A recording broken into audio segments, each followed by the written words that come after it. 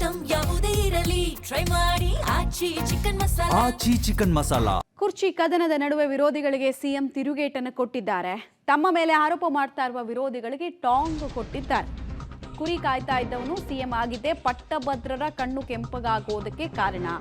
ನನ್ನ ಮೇಲೆ ವಿರೋಧಿಗಳು ನಡೆಸ್ತಾ ಇರೋ ಬಹುತೇಕ ದಾಳಿ, ಟೀಕೆ, ಆರೋಪಗಳಿಗೆ ನಾನು ಹುಟ್ಟಿದ ಜಾತಿ ಕೂಡ ಒಂದು ಕಾರಣ. ಕುರಿ ಕಾಯ್ತಾ ಇರಬೇಕಾದವನು ಸಿಎಂ ಆಗ್ಬಿಟ್ನಲ್ಲ, ಸಾಲು ಸಾಲು ಬಜೆಟ್ ಮಂಡಿಸಿ ಶಹಬಾಜ್ಗಿರಿ ಗಳಿಸಿದ್ದಾನೆ ಎಂಬಂತಹ ಅಸಹನೆ ಪಟ್ಟಭದ್ರ ಶಕ್ತಿಗಳಿಗೆ ಕಾಡ್ತಾ ಇದೆ. ದ್ವೇಷ, ಅಸೂಯೆ ವಿರೋಧಿಗಳಲ್ಲಿ ಕುದೀತಾ ಇದೆ ಅಂತ ಎಕ್ಸ್ ಖಾತೆಯಲ್ಲಿ ಸಿಎಂ ಸಿದ್ದರಾಮಯ್ಯ ಅವರು ತಿರುಗೇಟನ್ನು ಕೊಟ್ಟಿದ್ದಾರೆ. ಒಂದು ಕಡೆಗೆ ಸ್ನೇಹಮಯಿ ಕೃಷ್ಣ ಡಿಫೇಮೇಷನ್ಗೆ ಒಳಗಾಗಬಹುದಾದ ಕೇಸ್ನಲ್ಲಿ ಅರೆಸ್ಟ್ ಆಗಿದ್ದಾರೆ. ಇನ್ನೊಂದು ಕಡೆಗೆ ಟ್ವೀಟ್ ಬಂದಿರುವಂತಹ ಟೈಮಿಂಗು ಒಂದಕ್ಕೊಂದು ಕನೆಕ್ಟ್ ಆಗುತ್ತಾ? ನಿಮ್ಮ ವಿವೇಚನೆಗೆ ನಾವು ಬಿಡ್ತೀವಿ. ಸಿದ್ದರಾಮಯ್ಯ ಅವರ ಅಧಿಕೃತ ಟ್ವಿಟರ್ ಖಾತೆಯಿಂದ ಹೊರಬಿದ್ದಿರುವಂತಹ ಟ್ವೀಟ್ನ ಸಾರಾಂಶದ ಬಗ್ಗೆ ನಾವು ಈಗಷ್ಟೇ ಮಾಹಿತಿಯನ್ನು ಕೊಡ್ತಾ ಇದ್ವಿ. ವಿರೋಧಿಗಳು ಮಾಡ್ತಾ ಇರುವ ಷಡ್ಯಂತ್ರ ನನ್ನ ಮೇಲೆ ಅನ್ನೋದನ್ನು ಈ ಟ್ವೀಟ್ ಹೇಳ್ತಾ ಇದೆ.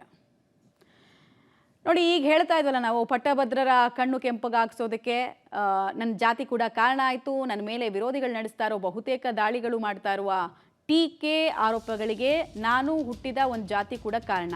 ಅಂದರೆ OBCಯಿಂದ ಬಂದಿದ್ದೀನಿ ನಾನು ಅನ್ನೋ ಕಾರಣಕ್ಕೆ ನನ್ನನ್ನು ಟಾರ್ಗೆಟ್ ಮಾಡಿಬಿಟ್ರು. ಕುರಿ ಕಾಯ್ತಾ ಇರಬೇಕಾದವನು ಮುಖ್ಯಮಂತ್ರಿ ಆಗಿಬಿಟ್ಟ ಅನ್ನುವಂತಹ ಅಸೂಯೆ ಕೆಲವರಲ್ಲಿದೆ. ಮತ್ತು ಅತಿ ಹೆಚ್ಚು ಬಾರಿ ಬಜೆಟನ್ನು ನಾನು ಮಂಡಿಸಿ ಜನರಿಂದ ಶಹಬಾಜ್ಗಿರಿಯನ್ನು ಗಿಟ್ಟಿಸ್ಕೊಂಡಿದ್ದೆ. ಜನಪರ ಕಲ್ಯಾಣ ಯೋಜನೆಗಳನ್ನು ನಾನು ಮಾಡಿದ್ದೆ.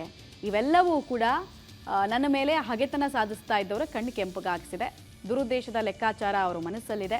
ನನ್ನ ವಿರುದ್ಧ ಷಡ್ಯಂತ್ರಗಳು ನಡೆದಿರೋದು ಇತಿಹಾಸದ ಪುಟಗಳಲ್ಲಿ ಕಾಣಬಹುದು. ಬುದ್ಧ, ಬಸವಣ್ಣ, ಅಂಬೇಡ್ಕರ್, ಗಾಂಧೀಜಿ, ಪೆರಿಯಾರ್, ನಾರಾಯಣ್ ಗುರು ಸಾಮಾಜಿಕ ಪರಿವರ್ತನೆ ನಡೆಸಿದವರನ್ನು ನಾವು ನೋಡಿದ್ದೀವಿ. ಅದೇ ರೀತಿ ನಾನು ಕೂಡ ಅದೇ ಹಾದಿಯಲ್ಲಿದ್ದೆ.